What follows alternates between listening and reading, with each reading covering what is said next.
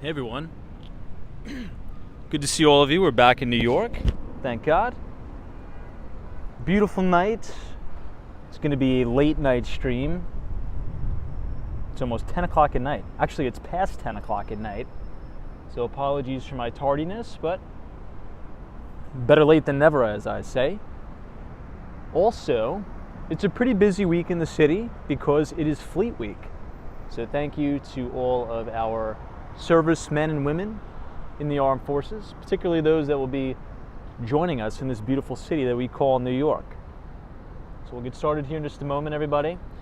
We'll do the quick audio and visual check. So if you guys can see the stream in 1080p, if you could hear us, and if you can rewind, just go ahead and drop a thumbs up in the chat and we'll get started here in a moment. Good to see everybody. Thanks.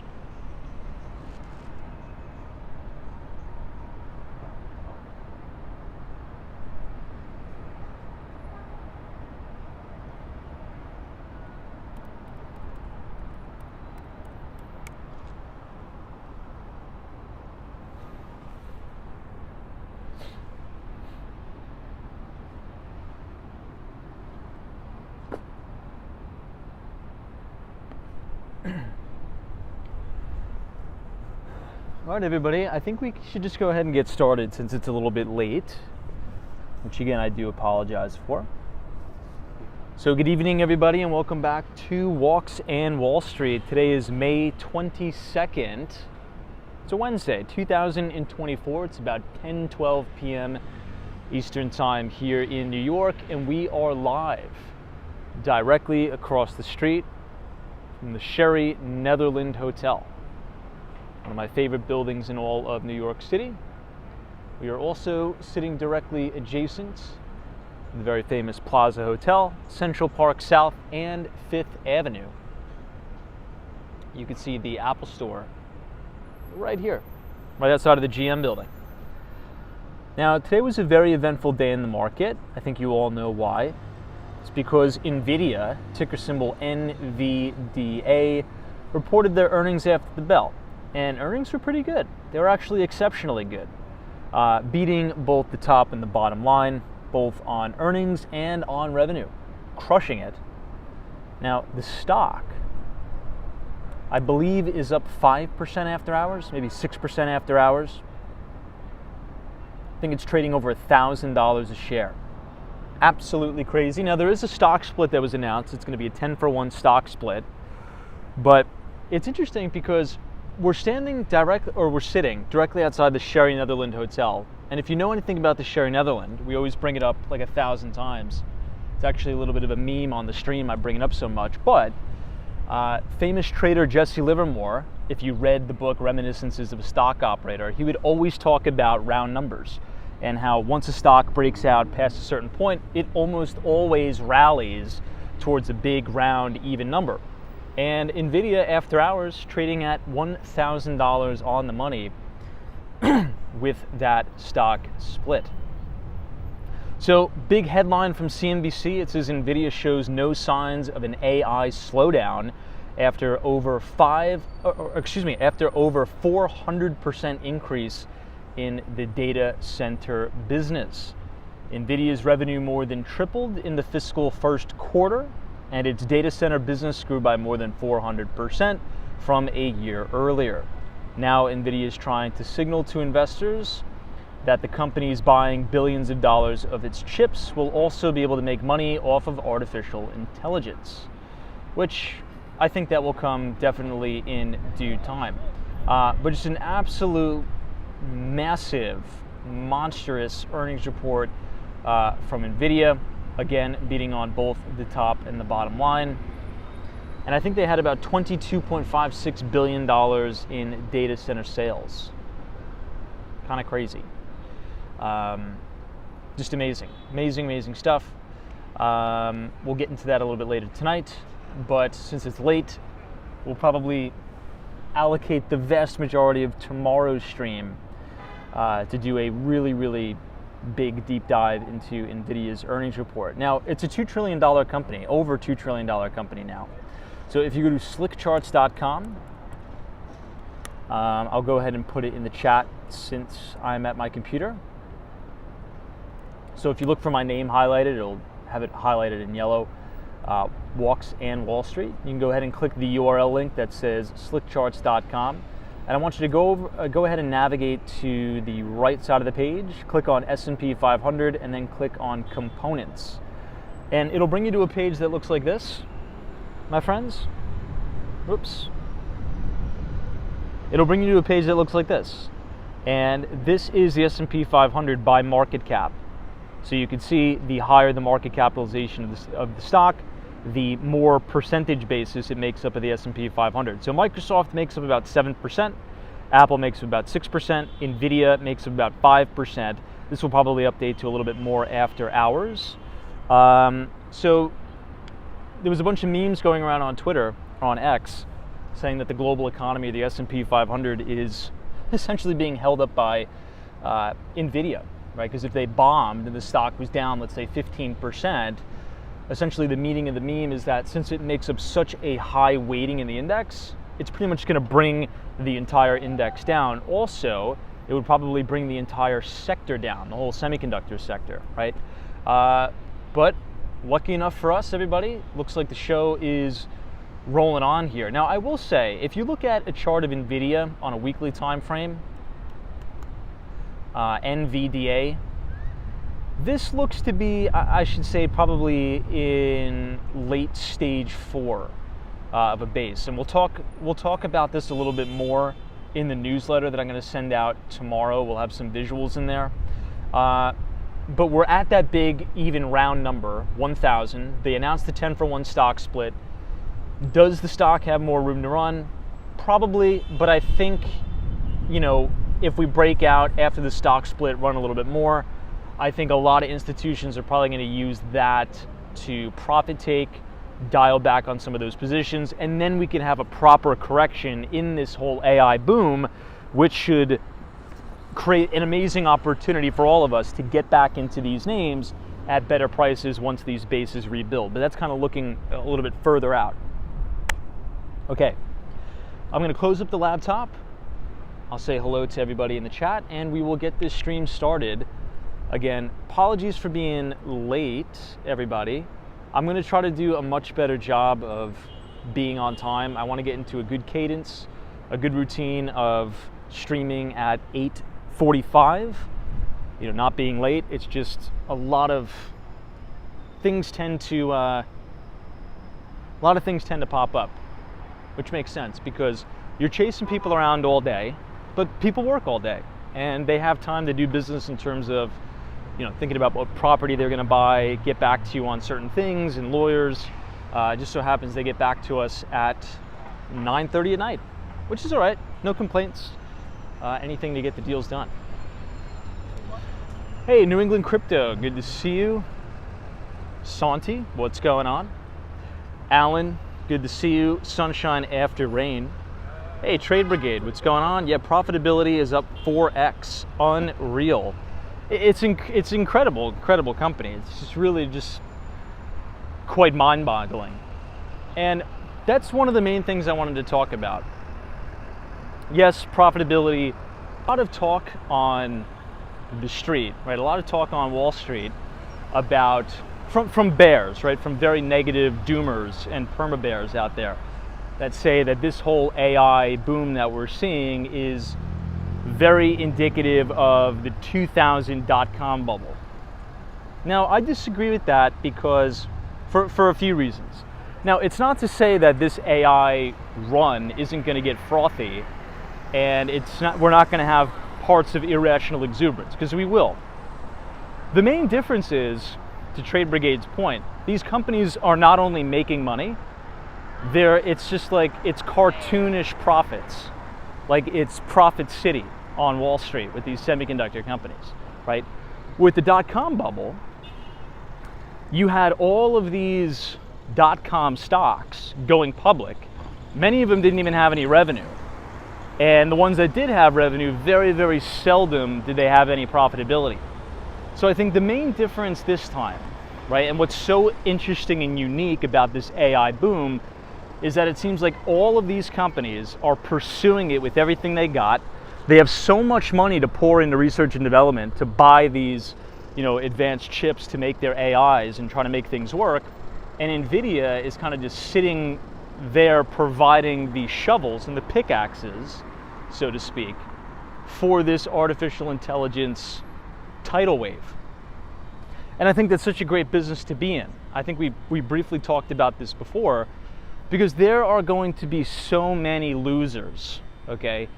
So many losers and so many winners too, as it relates to real products, real AI products coming out. But the guaranteed winner will be the companies who are going to be providing the infrastructure and the backbone in order to have this game be played, so to speak. And that's kind of what you're seeing with all these semiconductor companies. I don't know, interesting take, but guys, this is the Plaza Hotel, but this is the residence side. So if you're at Central Park South, this is 1 Central Park West. This is where you would enter if you own a unit or you rent in the building.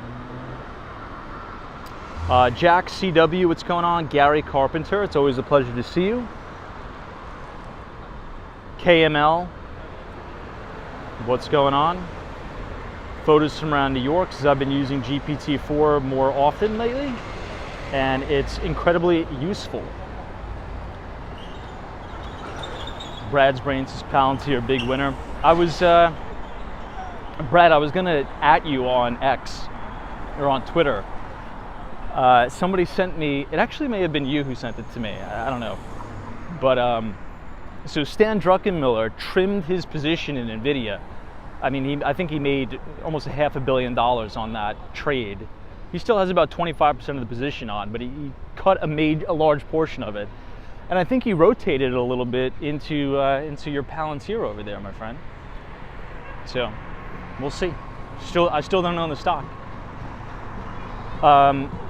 But photos from around New York, you know, I use ChatGPT a lot,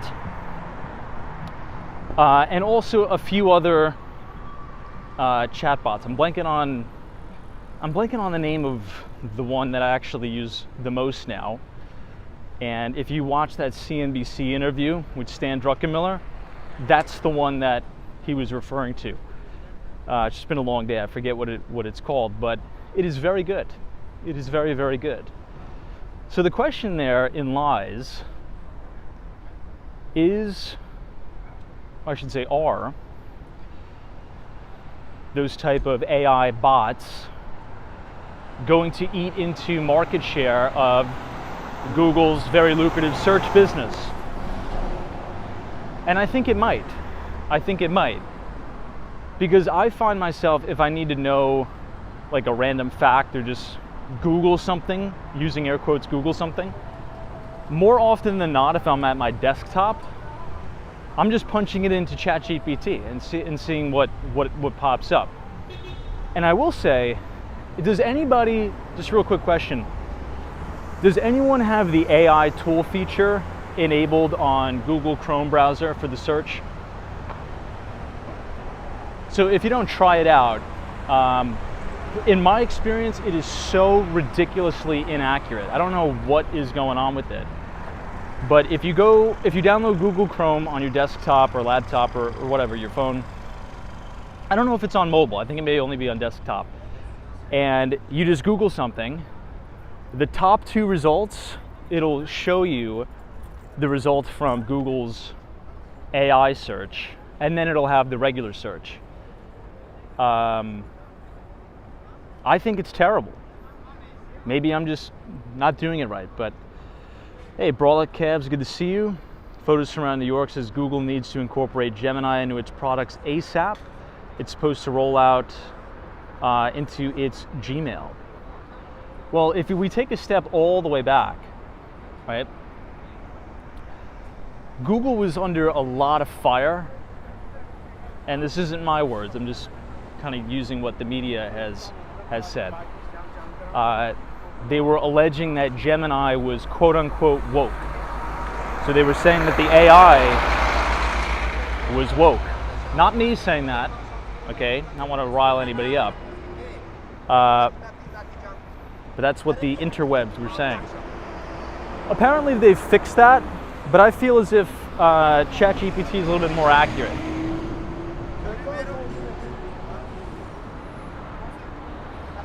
MD's U.S. Representative Pete Sessions sold $50,000 to $100,000 of Nvidia yesterday.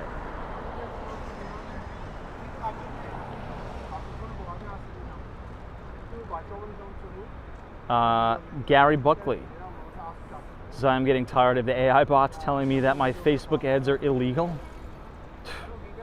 Interesting. Who Dat Dave says, yes, Tom, the Google version is ridiculously inaccurate. I wonder why. I wonder why. Now it says it's beta, right? It's a beta mode. But here's what I use it for. A lot of times when I'm building models in Excel, just like basic Excel models, sometimes I forget the formulas because it's been so long since I've built some of these things, and you just forget. That's a very common thing to Google. What is the formula for this? And then it tells you the formula. Google's AI tells you like the complete most nonsense wrong thing. Like it doesn't know how to do basic math. That's kind of my understanding. But ChatGPT is very good at Excel functions. Like if you ask, like, okay, I'm trying to incorporate this into the model, how would you do this? It is extremely accurate, like scary accurate. And it's very helpful too. Rich New Yorker says, I forgot ChatGPT even exists. I only use Gemini. New England Crypto, I have still never used ChatGPT. Wow, interesting. Nikki, Perplexity, that's it.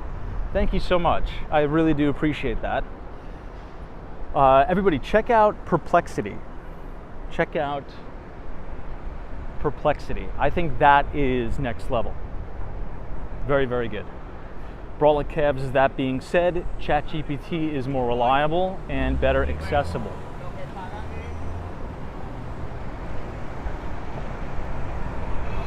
Did anybody see on the news, not to veer too far off track,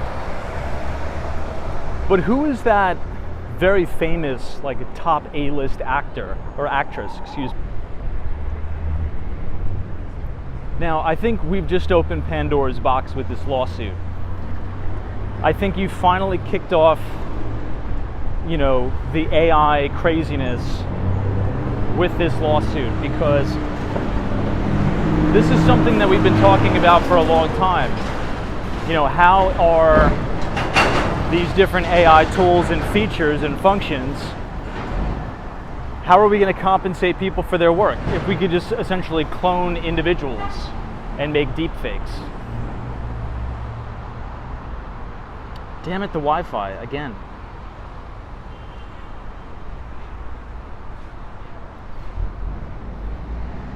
Sorry if we're buffering. Let's cross to the south side. It's always that Wi-Fi, man. The Wi-Fi is terrible. I think I brought this up before, but the new iOS is probably the worst ever, because it automatically has your Wi-Fi on. And even if I turn it off, it'll turn it back on automatically in like 30 minutes. But anyway, the lawsuit that I was talking about is the allegations that Sam Altman used Scarlett Johansson's voice for OpenAI. And the reason why I bring it up is because I think this officially kicks off and opens up Pandora's box. I really do think so. I think this is going to be really wild here, because think about like voice actors, right? In those animated Pixar movies, in theory, you don't need anybody now. If you want George Clooney's voice, AI can pretty much produce that picture perfect to a T. You don't have to pay him to come in the studio, nothing. It's going to get really, really crazy. So maybe, are there going to have to be complete new set of rules, regulations, and laws about fair use for people's voices and things like that? I don't know. It's going to be very interesting to see how this turns out.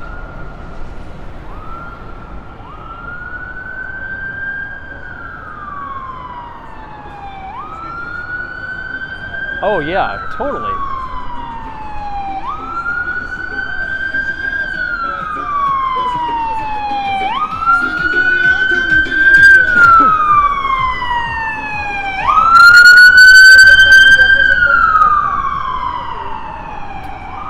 Brad's Brains says, I predict that people will literally become fans of non-human created AI characters.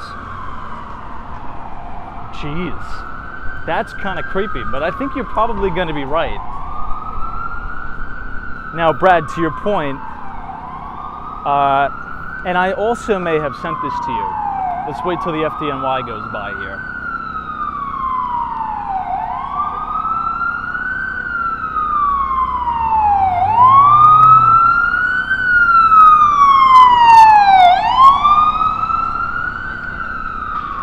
Hopefully everybody's all right.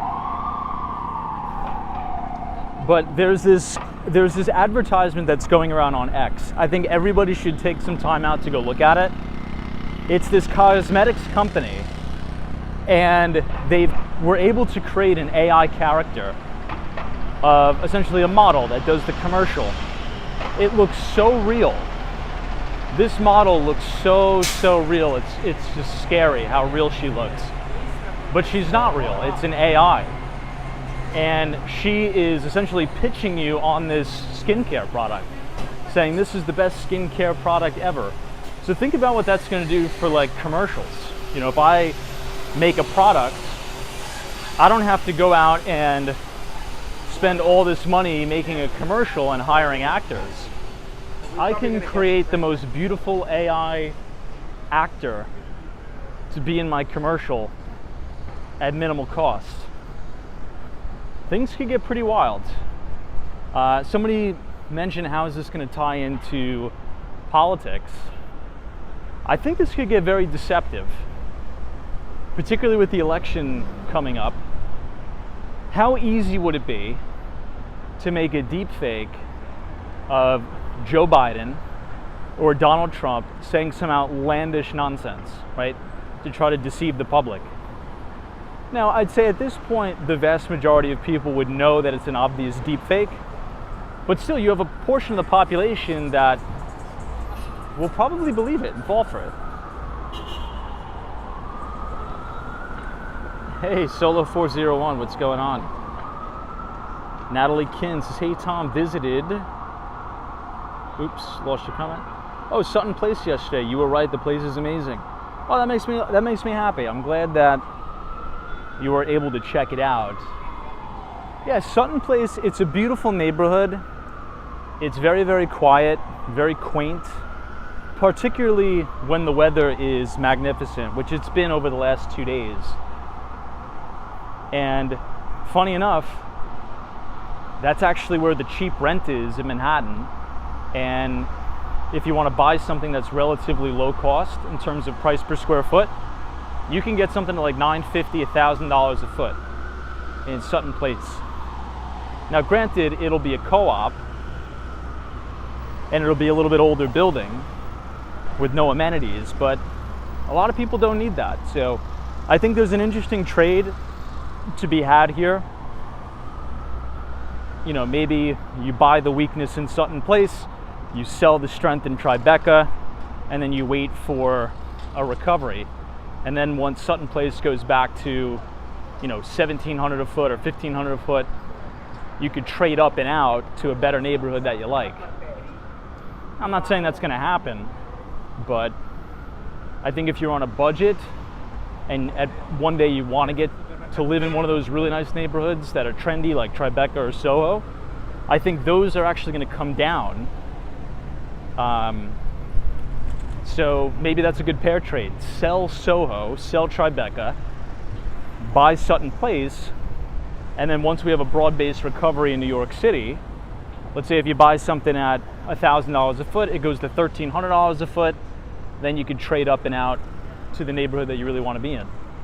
Something like that. But yeah, Sutton Place is awesome. I like it.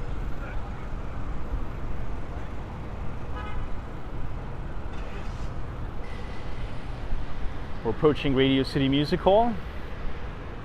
Vacant Sam.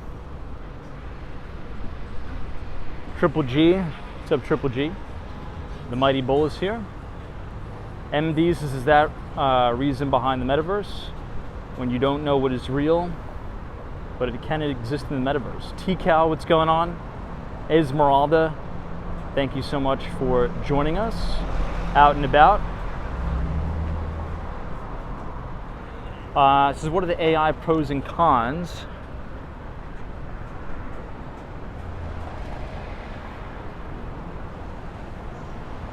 Well, I think in general, the pros are going to significantly outweigh the cons. Just like every other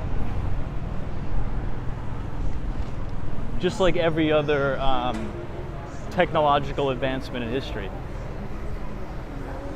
Paul says, will Nvidia come back from a 10-to-1 split? What do you mean by that? What do you mean come back from it? So for those of you who may not understand what a stock split is, it doesn't do anything to change the valuation of the company. And I think this is a very widely, oftentimes misunderstood concept. So Nvidia, I think right now is trading at $1,000 a share after hours, which is crazy to say. But it's that big round number, right? Jesse Livermore. Read the book. Reminiscences of a Stock Operator. Jesse Livermore always talks about those big round numbers. But when a stock gets, quote unquote, and I'm using air quotes here, high in price, like at $1,000 a share, it's expensive, again, air quotes, for the average person to attain the stock. But it's also true that you could have a company, one company that's trading at $1,000 a share, and another company that's trading at, $50 a share, and the $50 a share company has a higher market cap than the $1,000 a share company, right? So I think that's important to understand. A stock split doesn't do anything to change the valuation. Nothing. It just increases the overall amount of shares outstanding, thus reducing the overall share price. But market cap stays the same.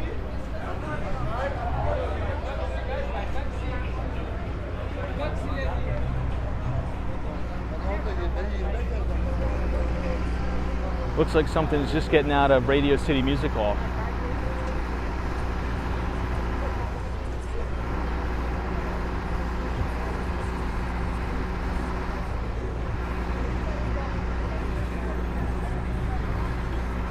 There was a lot of graduations today.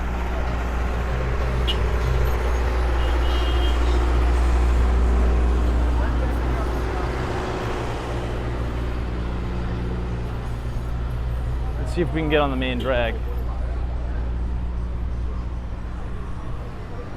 Ah, Paul.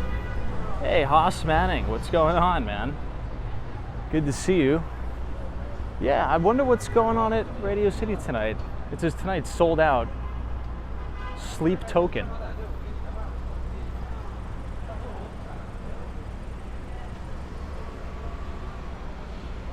I don't know what that is, but apparently it's quite popular.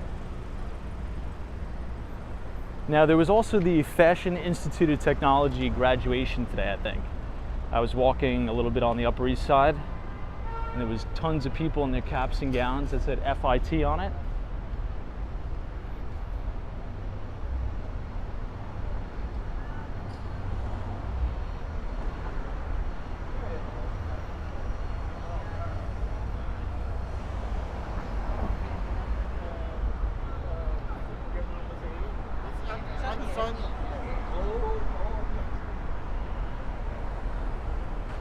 '50 West 50th Street.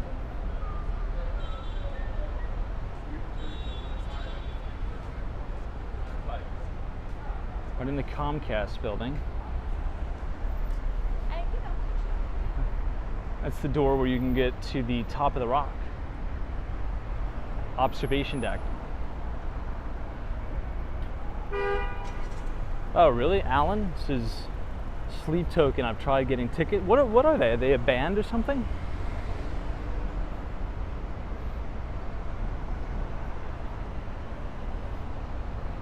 Marine Long says when we were there last weekend, there were NYU graduates walking everywhere. Yeah, it's graduation season, and a lot of the graduations at the big schools here, like the Ivy Leagues, apparently were ruined. Some of you were emailing me saying that they canceled. Well, not canceled. I think it was at Columbia University. They didn't have the main graduation on the lawn because of the encampments. So they had like a smaller mini graduation inside. That's wild, man. I don't know. Now, my brother graduated from Cornell, and I remember going to that graduation and just being so blown away with it. It was just like the most over-the-top thing ever. And it was like a 3-day event. So, I don't know. I mean, if you're going to pay all that money and go to Columbia, if you're smart enough to get in, and then the school allows like a demonstration to disrupt the commencement, I think that's a little bit of a no bueno.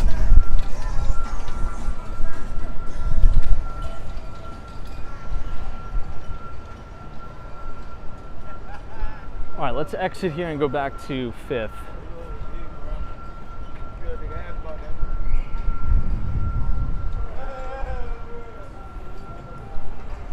Hey, check the logic. Good to see you.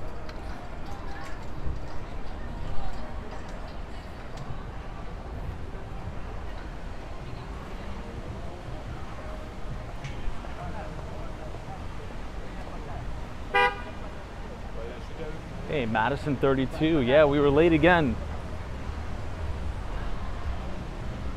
I'm gonna try to do a little bit better with being on time.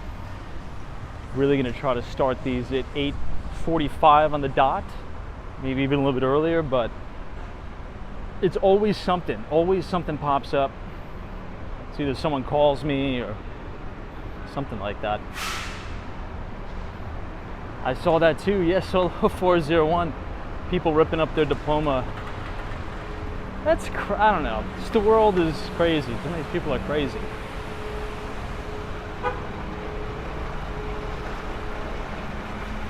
Crazy, crazy, man.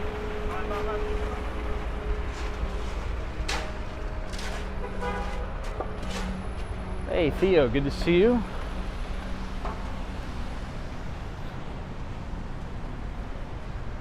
We were just talking about Nvidia's blowout earnings report. Stock is up, I think, 6% after hours, trading at that big 1,000 round number.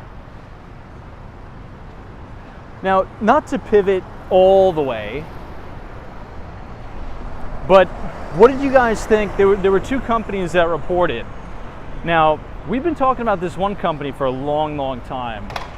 The ticker symbol is ELF, E-L-F. Now, the stock was down about 15% on the report, but the earnings report in and of itself was a freaking monster. Just a total, I mean, really, really good earnings, but the guidance is kind of what sent the stock down. I just think the stock was priced to perfection. The CEO of the company came on the call and said that ELF, or, you know, the sales trajectory of the company, he's not too sure that it's going to be able to keep pace, and that he sees some weakness in the cosmetic and beauty sector. But I mean, talk about a monster stock that has been. If you go back on a weekly time frame and check out essentially what that looks like, it's pretty much up and to the right. Now, another company that reported earnings is Target, and talk about a dog. I mean, that thing getting hammered. Now, sales are declining. So I took to Twitter, or X, like I usually do, and I said, is it possible that we could draw a correlation here between all of the retail theft and the shoplifting with declining sales at Target? Because if you live in a major city, if you live in San Francisco, if you live in New York, pretty much anywhere that's a major city, Miami, I mean, you name it, Boston. And if you go into a Target and you want to buy some toothpaste or you want to buy some shampoo, it's going to be behind plexiglass. And as discussed, we are the most impatient we've ever been in society right now. I really do believe that. That may be internet culture, that may be TikTok culture, I don't know. But people in general are impatient. That's why if you shop on Amazon, it's a buy now button.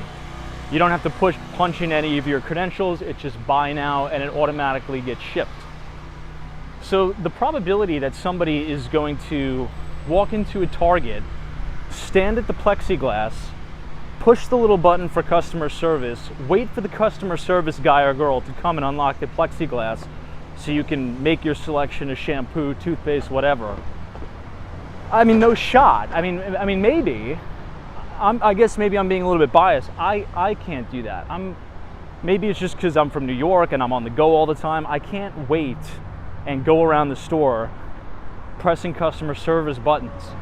I'll just order it online. I don't have the time to do that. So I'm not saying that's impacting sales, but maybe there's a little bit of a correlation with declining sales at Target and a massive wave across the country of theft. Because at the end of the day, it's the customer experience. That's what gets customers coming back.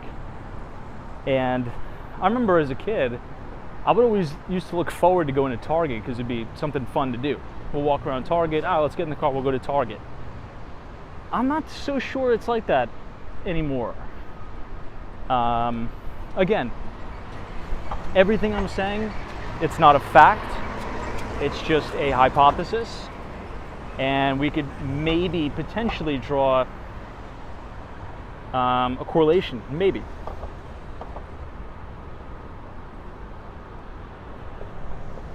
H. Potter says it depends on whether the district attorney allows shoplifting of up to $1,000. Those cities are losing their Target stores. I believe New York City, we just lost ours. in East Harlem. They literally robbed that store to its demise.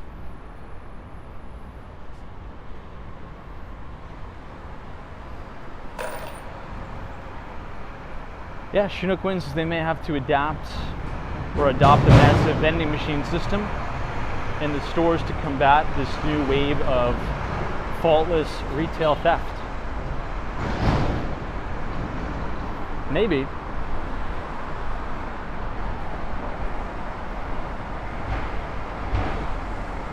Jack CW says Target, Dollar General, Dollar Tree, Walgreens, all big fails.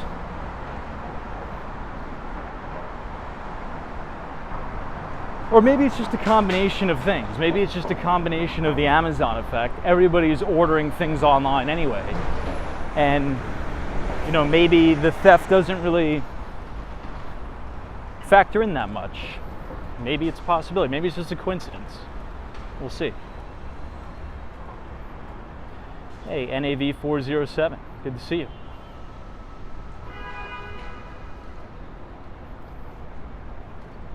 Now, I guess the better question to ask, I guess I'll just ask it directly.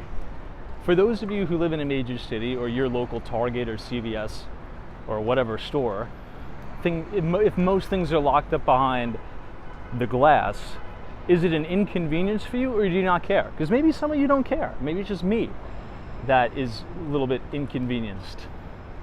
What would you say?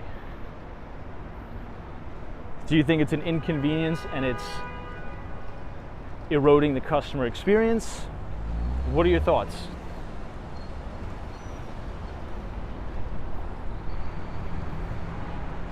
One, two, three says Kmart and Sears, then Target, etc.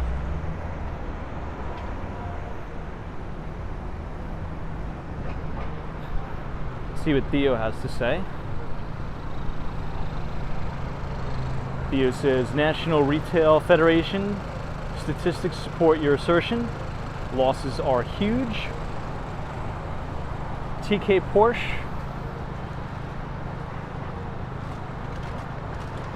says Target's customer base of lower and middle income consumers is buying less due to their present economic hardship. 456 says Tom, it's not theft. Target always does poorly in recessions. I'm just trying to get to as many comments as I can. Give me a second. You know, the moment I landed in New York again from Miami, I could really tell the air quality difference. Like in a major, major way. Air quality is so much better down there. All right, so maybe it's not. I think we all have opposing opinions. You know, I think it's good to hear both sides.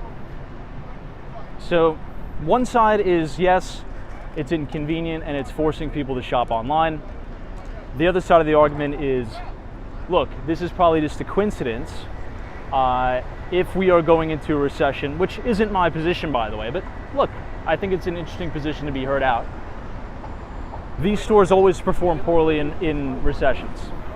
Okay, maybe it's a leading indicator to something. That's not my personal take, but maybe it is. It's possible. Now, okay, let's talk about Walmart. Because Walmart reported, and if you look at, if you pull up your Bloomberg terminal, if you pull up TradingView, or however you chart your stocks, I want you to pull up a ticker of WMT, and then overlay the ticker symbol TGT. It's a huge divergence. Huge, huge divergence. Walmart is ringing the register into new all-time record highs after a monster earnings report, by the way. We'll talk about that in a moment. And Target is falling apart. So what's the difference? Well, if you download the earnings presentation, we'll just wait for the light. This is the Steven Schwartzman building. Finally, we have some beautiful, lush green trees. Now, if you download the earnings slide deck for Walmart and you read some of the excerpts from it, or I should say download the transcript, the CEO of the company came out specifically saying that he doesn't think that this massive push in sales is going to continue at Walmart. The main reason why he says that is because this quarter, Walmart attracted a record number of, I would say, more affluent or more wealthy clients. And Walmart says, look, we just don't know if we're gonna be able to keep these customers happy, because Walmart traditionally does not cater to that customer experience, the more luxury experience, right, that you have at like a Whole Foods or something like that. But I'm not too sure. I think the CEO may be wrong. I think you'll have even some more staying power here, particularly, you know, as you continue to go into the next quarter. If what some of the other people in the chat are correct, if you believe we're going into a recession, again, not my take, but if you think we're going into a recession, of course people are going to be able to trade down, and lower income people are going to continue to shop at Walmart, and higher income people could now be attracted to Walmart, so they're going to double up on that market share. So I don't know. I think they'll be able to keep that customer base, in my opinion.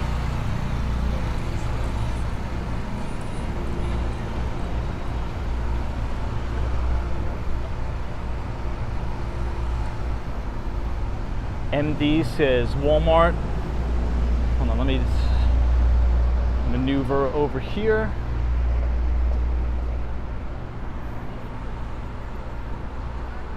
MD says Walmart has also had a big increase in influencers selling furniture and bigger ticket items. Influencers? Oh, you mean just like people buying like furniture and stuff like that from Walmart instead of like Wayfair, or what's that other furniture company that's very, very expensive that's publicly traded? Forget.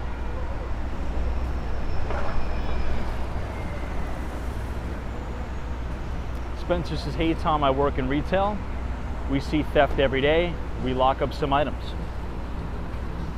So Spencer, since you work in retail, I think it's more appropriate to ask you this, because you probably have the most expertise. So since you say you see theft every day and you're locking up those items, do you notice, or have you heard complaints from customers, like making customer service complaints to you saying, hey, this is a big pain in the ass, you locking up all these items? And are you seeing store traffic declines? Because I remember, you know, when I was in college, I used to work at this clothing store called Express, and there was this guy. It was like a separate security company, I guess the company hired, but they could track every person that came in the store. Like it would count, and we would get a tally at the end of the day, how many physical individual bodies came in and out of the store. I'd like to see the data, if it's possible, on physical people coming in and out of the stores before all of this plexiglass stuff and after. And I want to see if there's a big correlation there. Now, somebody was talking about self-checkout. I want to just pull off to the side here and find your comment, because I'm quite interested to hear what you have to say. All right, give me a second. Somebody was talking about self-checkout at Walmart. TK Porsche says Walmart also has a significant pricing advantage over Target, particularly in groceries. Yeah, I like Walmart. Whenever I'm in Miami, I shop there at the Walmart Supercenter. MD says Walmart has also had a big increase in influencers selling furniture. I think I read that one. Somebody said something about the self-checkout.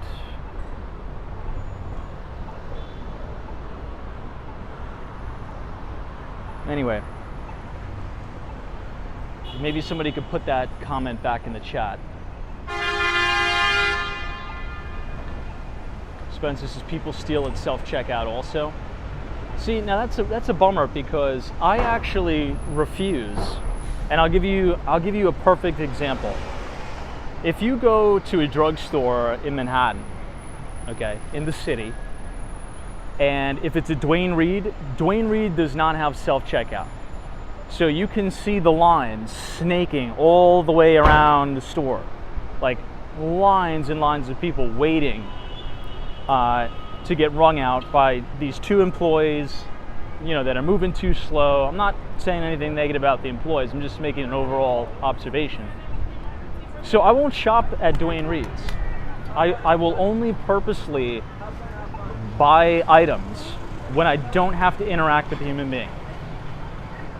Now, I know what you're thinking. That sounds like really disgusting and harsh.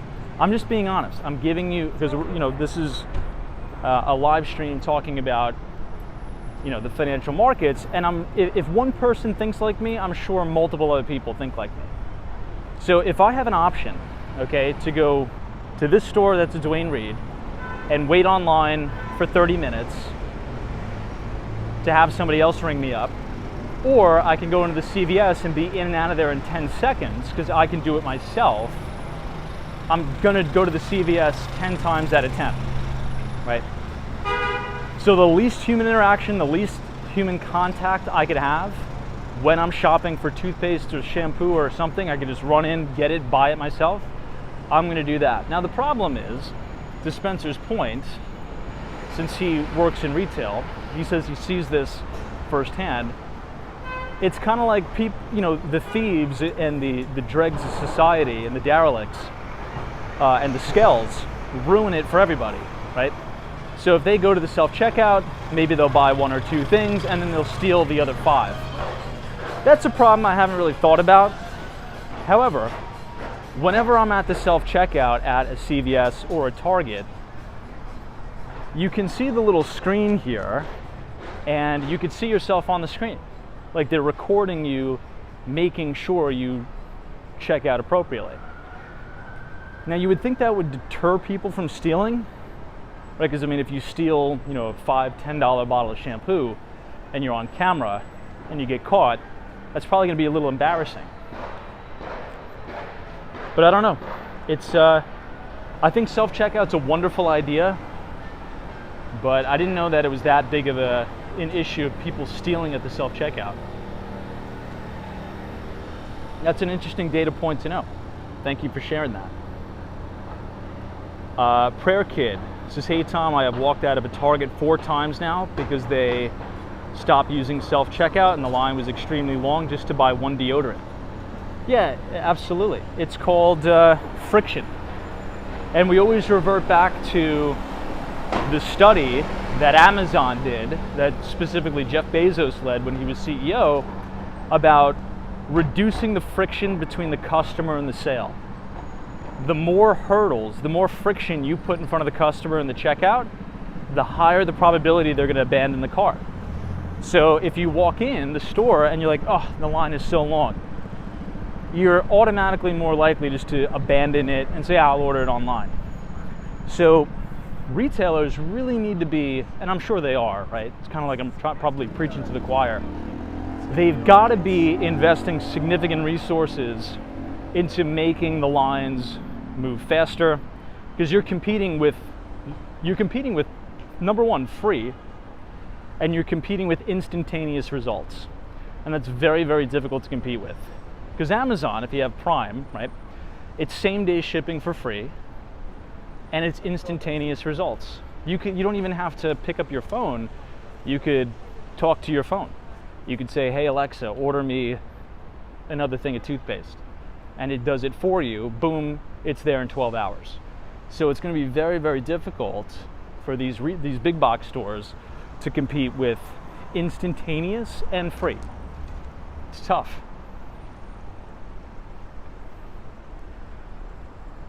All right, here's the Capitol Grill. And we're actually standing directly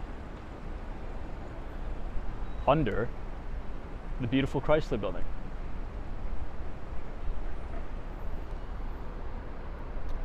Hey, Gene S. says, don't know about New York, But our supermarkets, you can get groceries, personal hygiene items, even wine and beer, and deli meats. You can even stop at the bank and use the post office. Wow. In the store, Stacker says sorry, but not going through the self-checkout prevents persons being charged with thefts when there is none. Wait, let me read that again. Strocker says sorry, but not going through the self-checkout prevents persons being charged with theft when there is none.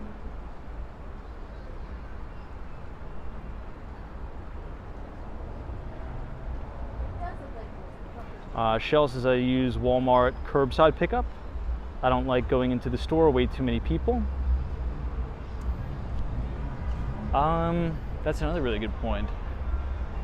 Doesn't Whole Foods also do that? Like curbside pickup at Whole Foods? I meant by, I don't know what you're trying to say, but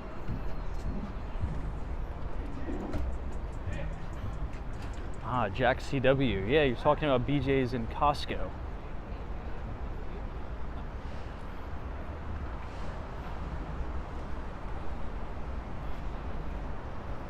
Well, there you have a security guard at the front door checking your ID. This guy's a weirdo. You have a security guard there at the door checking your ID in order to go in, right? You have to have the membership card.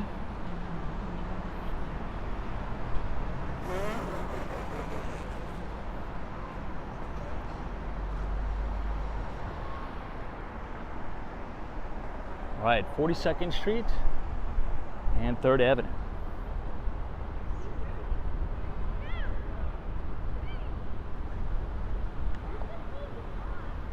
Peters is falsely accused of theft at self-checkout was the point.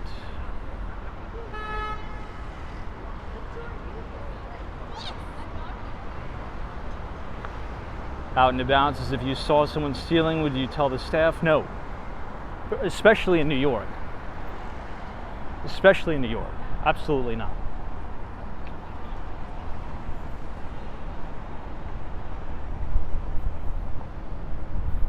I don't even intervene anymore in the subways.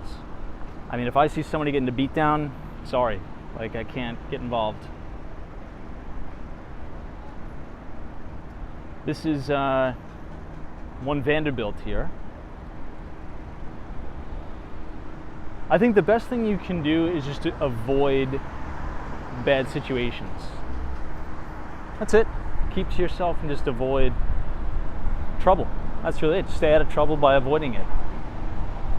That's what I try to do.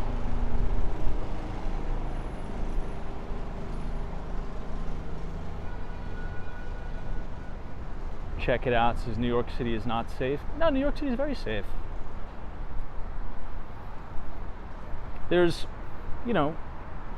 specific spots that are a little bit rough, but New York City overall is a very safe city. What do you like? Does it really?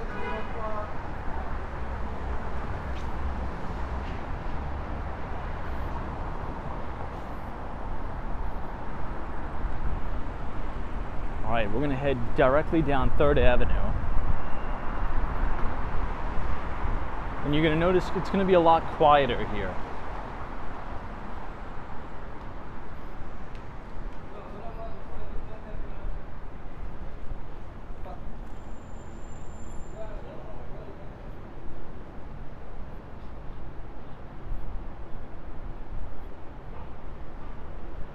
Ooh, look at that.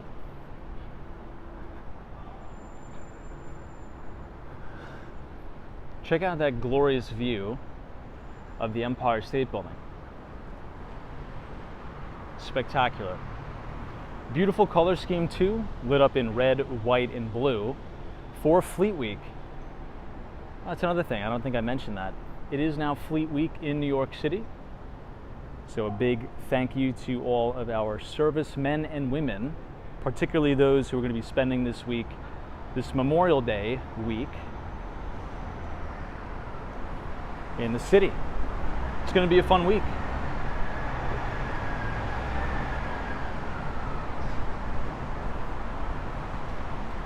Since it's Fleet Week, we have got to go over and see the Intrepid at least one day.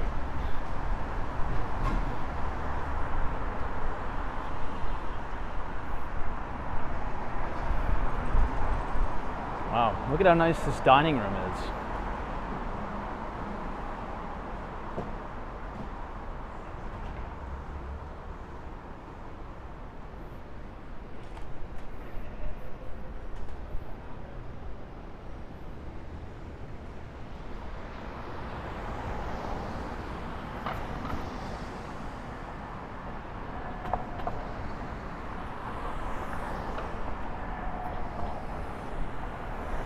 Just browsing the comments here.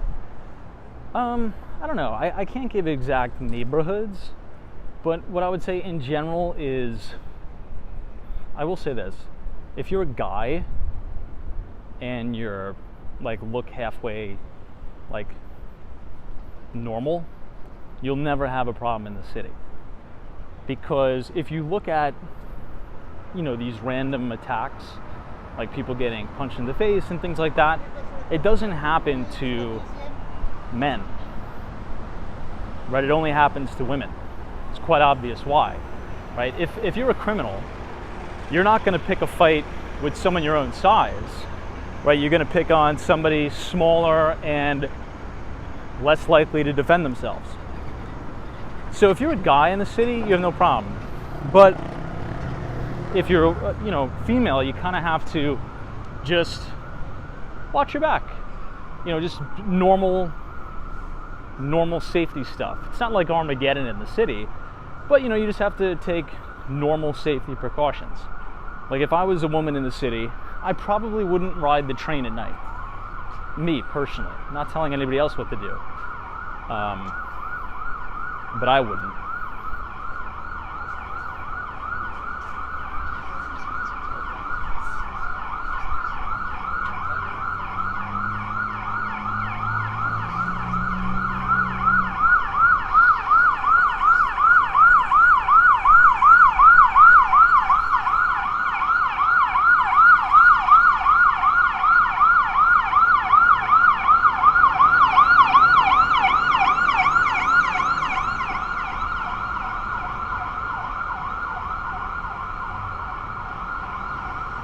Hope everybody's all right. Now, another interesting kind of observation is the following. The crime of New York City today is not the crime that it was before, right? Like before Giuliani. Like that was all, you know, mobsters, gangbangers, all that. Now, the vast majority of the crime that I see, it's crime of people who honestly just can't even help themselves. I would even go as far to say as it's not even their fault, because these individuals are so, and I'm saying this not in a mean way, mocking, but I'm saying this in a way to make a point, they're so mentally deranged, like severely. And when you have a mental illness, you do things when you don't even really mean to do it. Like you have a mental illness. There's a mental health crisis in the city. So if you look at the commonalities between all these, you know, people pushing somebody in front of a subway car, or, you know, a random attack, or, you know, someone throwing a cup of urine at you on the sidewalk, these people don't have the appropriate resources to get help. The city just lets them on the street. They don't have the appropriate mental health facilities to go to. They don't have the appropriate medications that they're supposed to be taking to help them with their conditions. So it spirals out of control. Plus, they're on 50 million different drugs. So it creates kind of like what you see in some parts of San Francisco, where you have people severely addicted to specific narcotics and drugs, on top of having a mental health issue. That's the problem. It's not what you saw back in the day, with the wise guys, getting after each other and, I think you get my point. It's a much different type of unsafe. It's kind of like playing Russian roulette. 90% of the time, if you walk past one of these individuals in New York, you'll be fine. They just keep to themselves.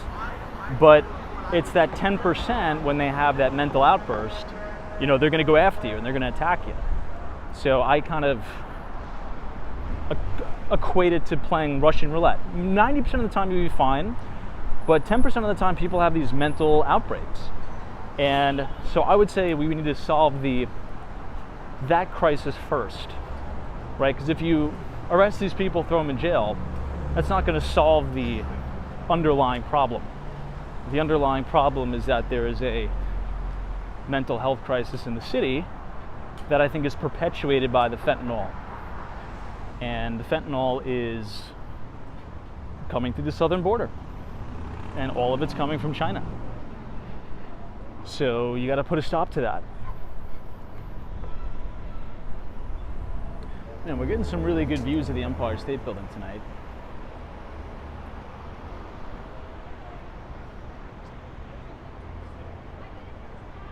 Spectacular shot here.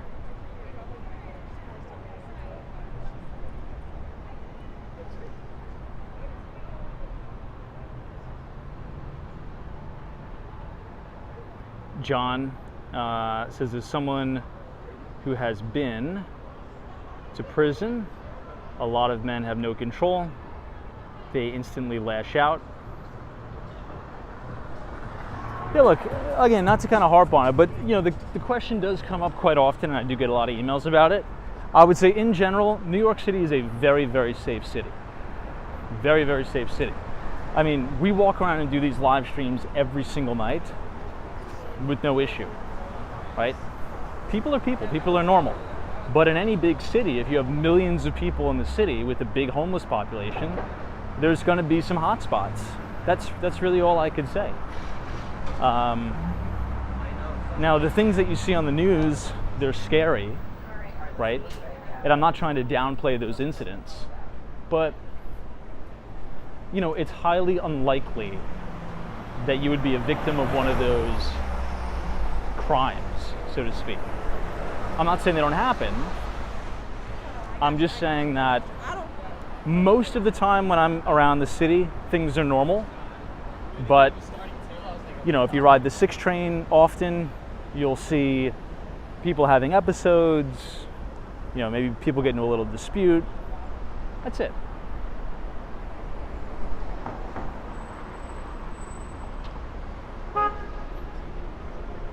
All right, everybody, we made it to 34th Street. But you know what I want to do? Let's actually go all the way to the east side. We'll go all the way to the hospital. Go all the way to the river.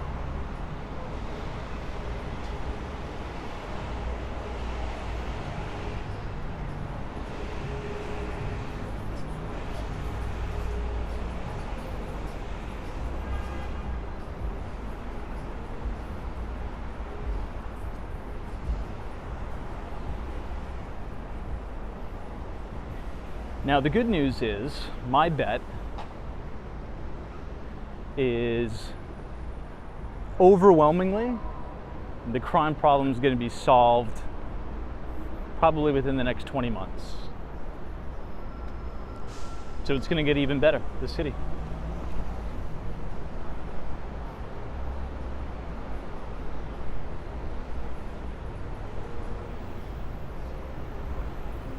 Hey, what's up, Adam Luke? Good to see you. This is I dump on New York at times, but it's safer than LA and San Francisco. I've never been to LA. I'd love to travel there. Oh geez, Theo says it's 11:17 FYI. I completely forgot how late we started. Yeah, we won't go all the way.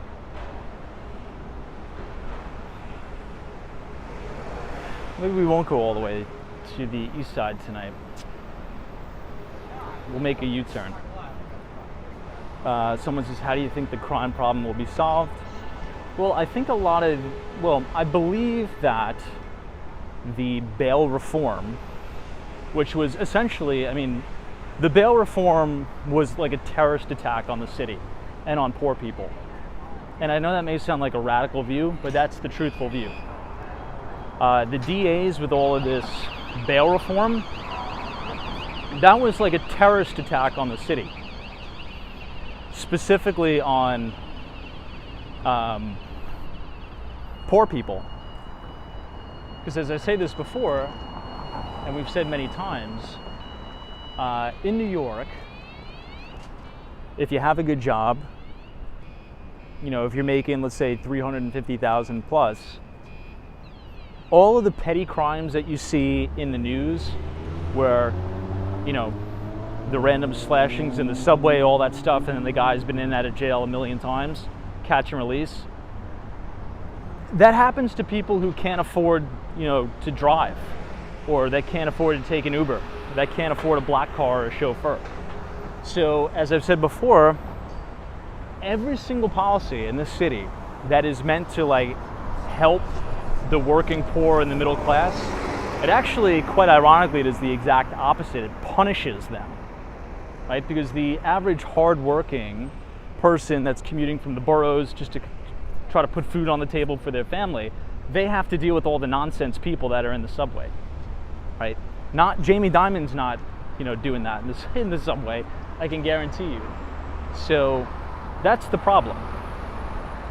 So if you actually want to uplift the poor and the middle class in the city, you need to make it extremely safe for them in their communities. But the cashless bail and the bail reform, the catch and release, well, where do all these criminals live? They live in the lower income communities that terrorize the nice, hardworking, amazing people that live in those communities. So if anything, it's just like a never-ending spiral, which is, I don't understand how people don't understand that, but my bet is that is all going to go away. It's over now.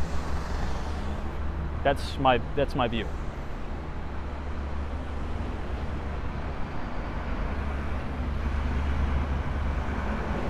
Anyway, we'll head back to Penn Station.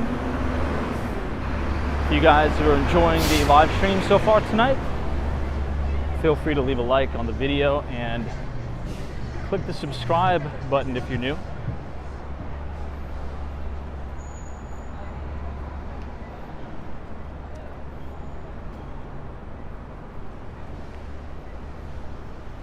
Jeff says, a bad job is anyone making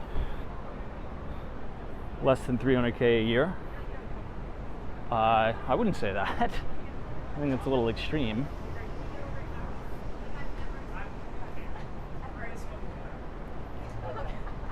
Show them the fancy. Honestly, it's kind of good.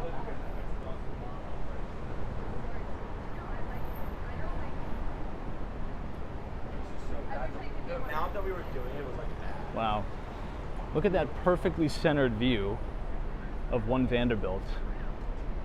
Stunning, stunning building.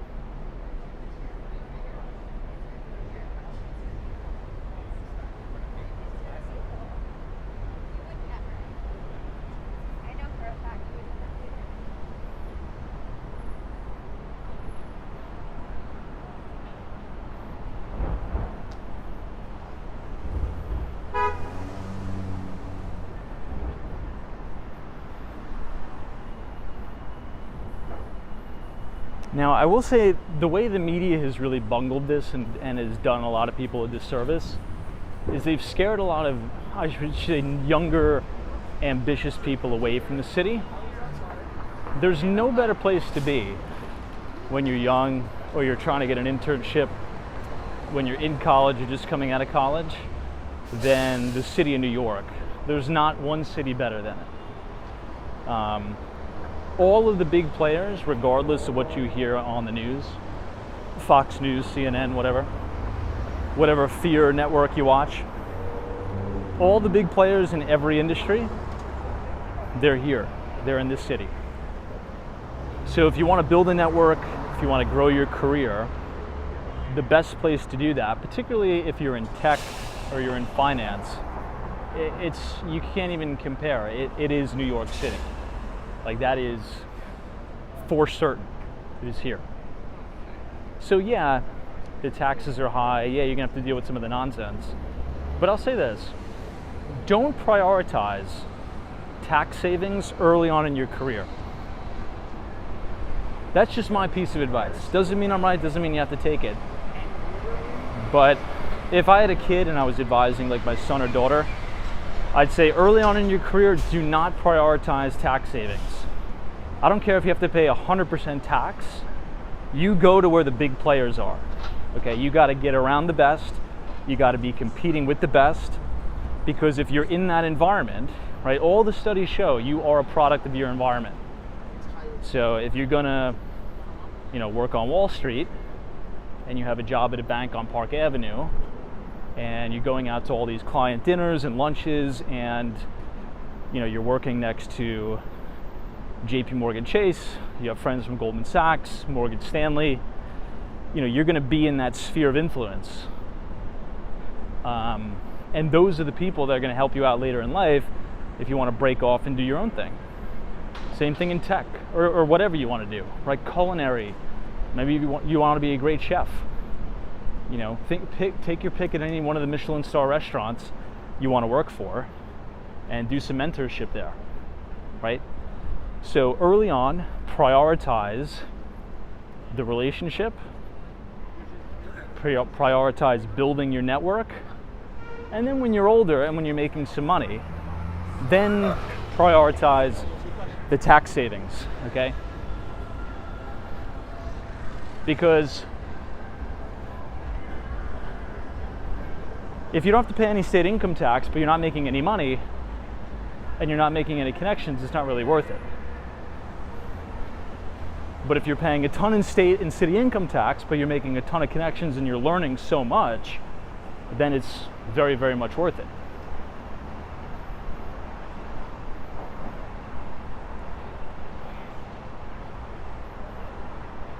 I know, TK Porsche, I saw that too. That rat that just scurried across. It's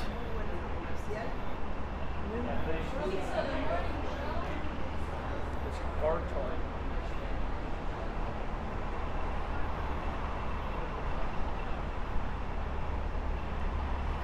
Hey, hang with Mark Moms. This time I tell my alma mater school parents not to restrict their kids. Oops, my chat's going crazy.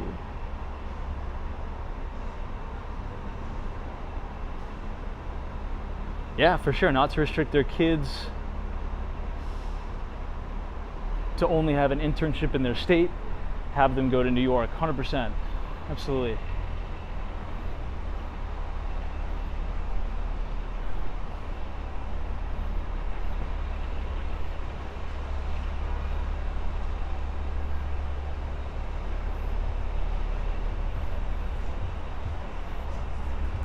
Yeah, I mean, it's like you want to be around people that are essentially all smarter than you, right?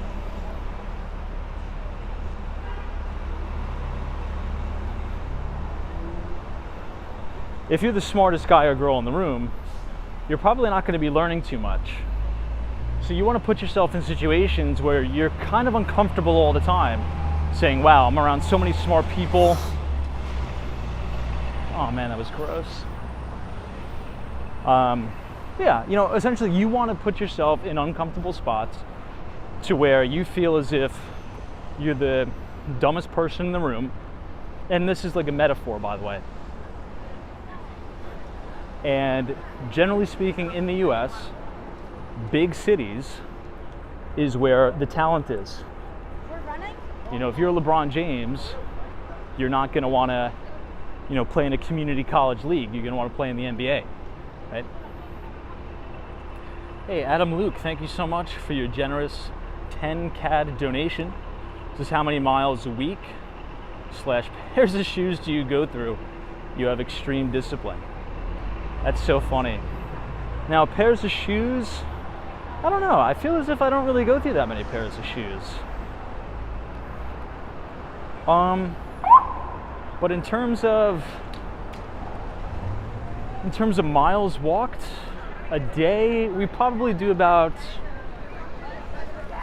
not including, including the stream and including my regular walking throughout the day, some days we could probably consistently bang out a half marathon a day, I'd say, probably. Between me walking around the city all day, meeting with clients, maybe I film a standalone video that takes an hour, then I do the stream at night. So we probably consistently do like maybe a little over 13 miles a day, something like that. But yeah, thank you so much for your generosity. I appreciate it. And thank you for supporting the broadcast. 34 says New York City summers are the best. They are. There's no place like New York City to be in the summer. There's just no better place to be than New York.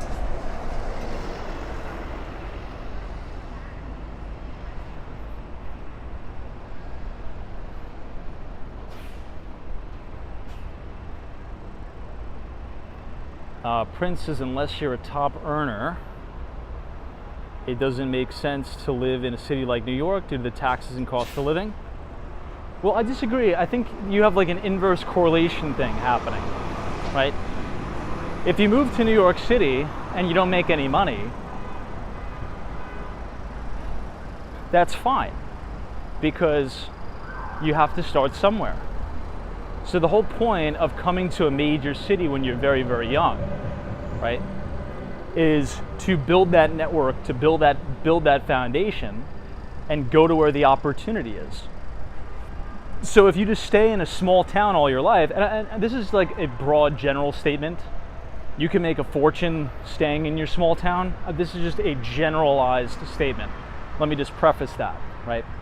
So before everybody freaks out, this is a general, broad-based statement. I understand there are anomalies here, okay? So with that said, I'll continue. If you're making, let's say, $15 an hour in your local small town, and you're like, there's no way I could afford to live in New York City, I only make $15 an hour, well, there's like a correlation issue there. If you move to New York City, yeah, you're gonna struggle. You're gonna be on the struggle bus for the first few years. But here you have the opportunity, right? It's kind of like a trade, like make it like a risk reward. You have more upside living in a major city like New York or Boston or San Francisco, because the opportunities for you to make that money is here, where it wouldn't be in a small town. Right here, you could quite literally walk down the street and you bump into, a billionaire hedge fund manager. Maybe you say hi to him or her and you make a relationship. Maybe you walk down the street and you run into a Michelin star chef. Maybe you're interested in the culinary business. And you run into a big Michelin star chef, you introduce yourself and you get a little job washing dishes in the restaurant, and you learn, right? So I think that's the point I'm trying to make, is that when you're young, don't worry about the taxes, okay? And I think this is a mistake I made. I was always in New York City, but I was always stressing about the taxes when I shouldn't have. Like, who cares about the taxes? The opportunity you have here is unbelievable. Worry about the taxes later. Here you have those massive opportunities. WM, thank you so much for your very generous and kind $5 donations. Just thank you for the streams. Thank you for being here. I appreciate it.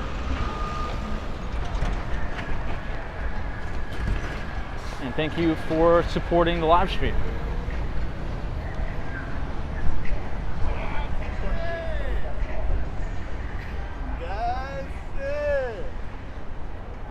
Now, it's interesting I mentioned those two just brief scenarios, because apparently, as we've been doing these walking tours, I'll see people comment on the video after I shoot the video, and they're like, oh, that was that guy from Iron Chef.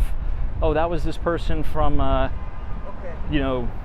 this series or that. And I don't even know who these people are. But New York is just such a beacon of success that you can walk past all these notable people, and I don't even know who these people are, right? So, but if you know who these people are, and you're in the culinary business, you're in the fashion business, you're in the finance business, you're going to be in all the right places to, make a good relationship. Like before I left to Miami, right before I left to Miami, it was pouring, raining out. I'm coming out from my office, I'm going to get dinner. Literally, I bump in, and it's raining, we're both holding our umbrellas. We crash into each other. It was Bill Ackman. I'm like, oh, Bill Ackman, good to see you. I'm like, I follow you on Twitter. He's like, oh, thank you so much. We exchanged a few words back and forth. You never know. I mean, that's CEO of Pershing Square. You never know. I mean, Harry Mackler I've run into a few times. So you never know who you're going to run into. And in a major city like New York, that's where those people are. Hey, Junior, good to see you. Crow Dog, welcome. Stylish Bunny, pleasure to have you here. Just a quick announcement. Tomorrow is Thursday, so we will be sending out our free investing newsletter, Behind the Street, probably right around 6:30 p.m. after the close. So if you'd like to receive all of our free market research, feel free to scan the QR code on your screen and punch in your email, and you'll be signed up for our Substack. We publish every other Thursday, right as the market is closing, and we'd love for you to be a part of it. So check your email tomorrow, right around 6:30. This is so many cans. Look at that.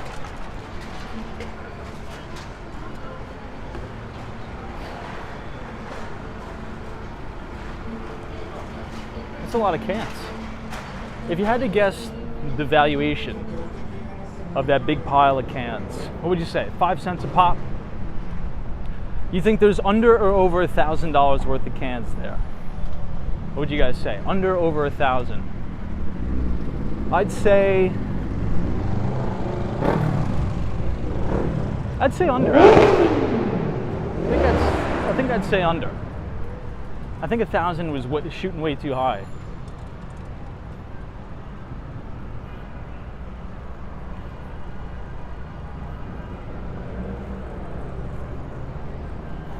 All right, here we are at Herald Square. Yeah, I overshot way too much with 1,000. 1,000 would be crazy. Yeah, I'd say my guess will probably be, that's probably $350 worth of cans. 1,000 would probably be overflowing 34th Street. And I'm thinking it's like my hair, like not my hair.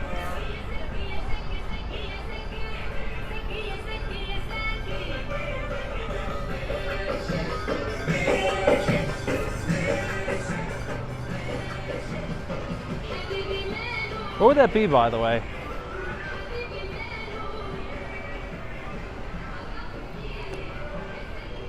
$0.05 into 1,000. 5 cents. That's 20,000 cans. Right? 20,000 cans, precisely? If I'm doing that right? I'm terrible at mental math. But let's just do it from 100. Yeah, 20, add a 0. 20,000 cans? That's ridiculous.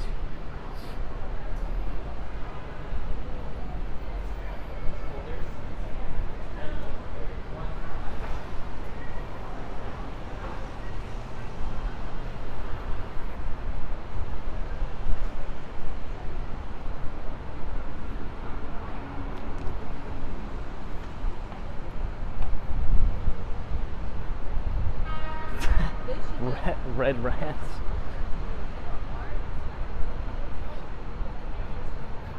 I don't know about that, dude. Well, look, it's good. I mean, it's good that people are doing that. It's like 4 people, right? I actually got 2.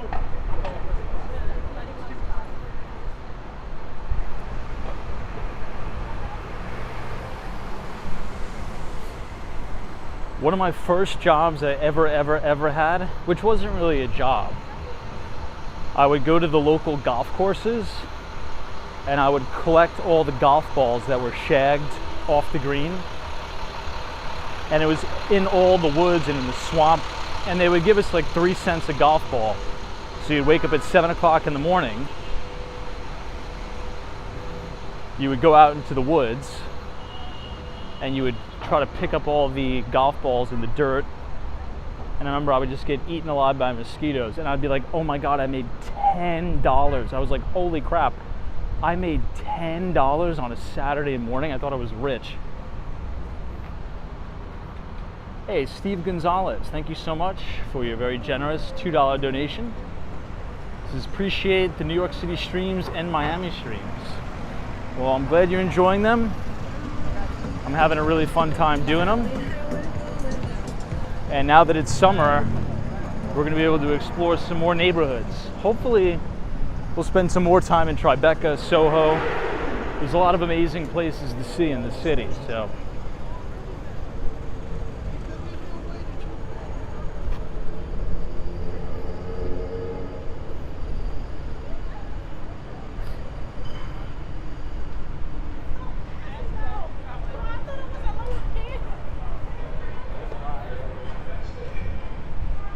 All right, everybody. Well, it's getting late. I do appreciate everybody joining. I think we had some interesting conversations. We talked about Nvidia, we talked about AI, we talked about Walmart's earnings report, Target's earnings report. I think we covered a lot. So if you enjoyed it, and if you want to come back tomorrow, click the subscribe button, leave a like on the video. And as I said, tomorrow at 6:30 p.m., we will be sending out our free investing newsletter. If you want to receive it, just scan the QR code on your screen, punch in your email, and you will be signed up to our Substack. We have about 24 months of archived research for free for you to enjoy. So take care, everybody. God bless. Stay safe. Happy Fleet Week. Happy Memorial Day week. Thank you to all of our men and women in the armed forces. We appreciate it. God bless all of you. And God bless America. MD, Sunshine After Rain, Kelly, Stephen Bade, Out and About, Patrick, New York, Adam Luke, Joe C, Steve Gonzalez, NMB 45, Fun Feeds, Stylish Bunny, Red Rants, Out and About, Abdullah, Solo 401, Paul, DM, MD, Hang with Mark Mom.